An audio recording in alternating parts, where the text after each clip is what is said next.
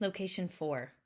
I loved the raw, kind of experimental take on making it seem kind of like a home video, not the full production intentionality behind it, which made it very kind of like Blair Witch sort of deal. And I love that. I love getting just the snippets of what's happening, what they decided to share with us. And then the nightmare of our brains working overtime to fill in the blanks of the worst possible scenario, which it does end up as.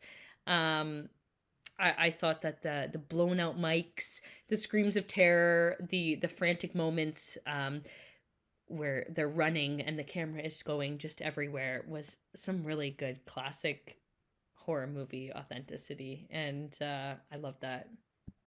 I think there's lots of ways to do found footage, and I think this is an example of how to do found footage well because it used the found footage format to draw us in, to keep us asking questions and put us in the like in the brain of the characters. Um, and like that's what found footage is for. So I think this was a great use of that format. Um, I really like the sound design. Especially in horror movies, the sound design is like what carries is like the spine. I feel like on in just in general in horror movies, and I think this sound design stood out here. Also, I wanted to shout out. Side note, completely unrelated. The in credit song. I thought that was a banger. Great choice. I was rocking. Um, well done. This review is for Location 4. Wow, this was amazingly frightening, even though it's quite short.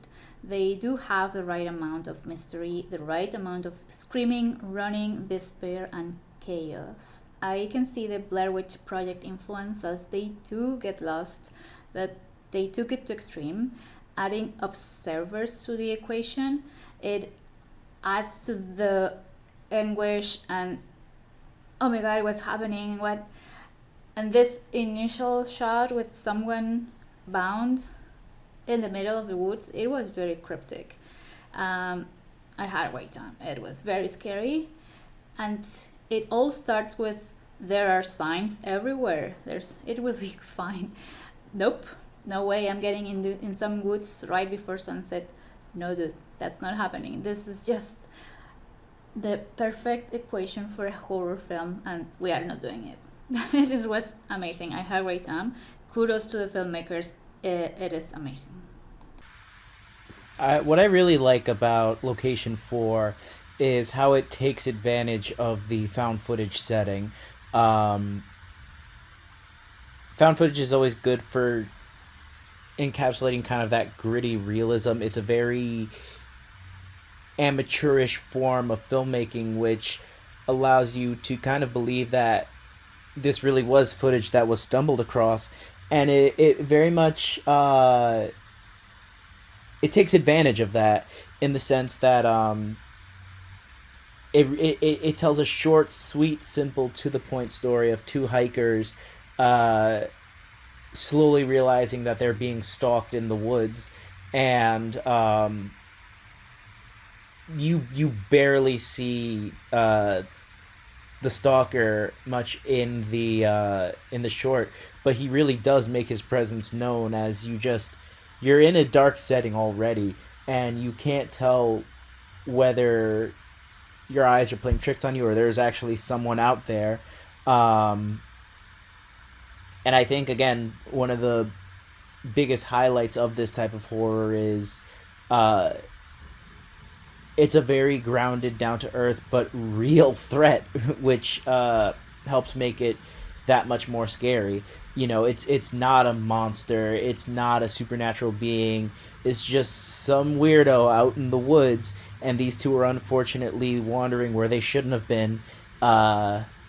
Which led to their unfortunate demise. You know, it's something that can happen to any of us, and I think that's what makes it so scary is that it's real. It's something that can happen. It's not a monster, it's a guy, and man is one of the scariest things, you know?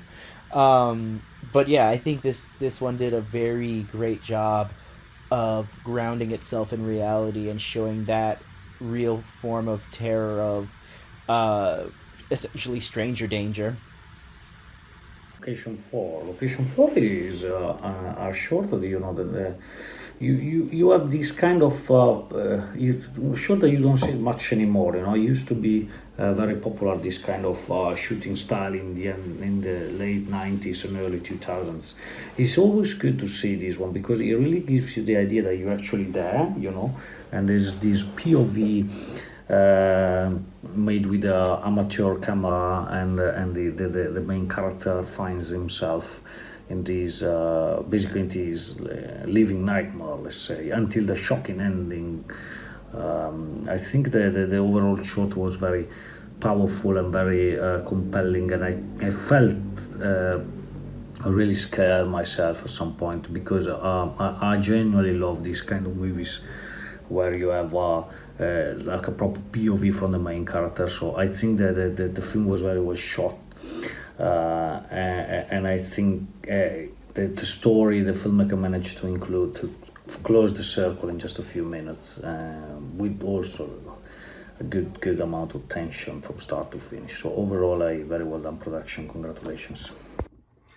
So this is really well done. Now it's interesting because I recently reviewed for this festival a comedic documentary send-up of horror found footage movies that kind of deconstructed and examined all the pitfalls of found footage horror, such as a killer was killing somebody and looks up at the camera and says, "Why are you filming this?" You know. So yeah, there's usually like a lot of logic issues with found footage. However, this movie really avoided that. You know, it really did a good job of making it look like, you know, all these important moments were caught incidentally as they were in between filming things and whatnot. You know, the shaky camera and all that.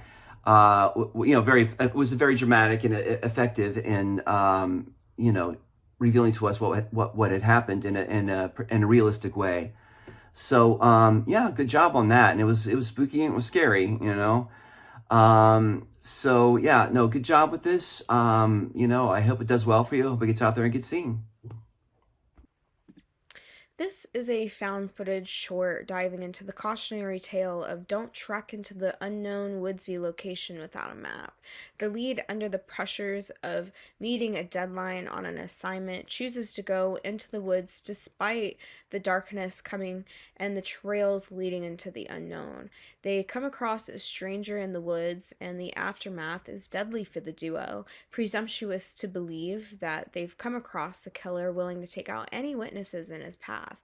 It is simply wrong place, wrong time. The found footage is rather choppy and gritty. You never get a true sense of the space except for the actual dumping of the bodies and the moments before when they are discovering the SD card of footage of them, showing that they're also being watched. It's kind of expositional dialogue that we never actually see the footage. You end up feeling just as lost and confused as the duo themselves. This tale sort of leaves you to believe maybe it's okay to miss a deadline for a project.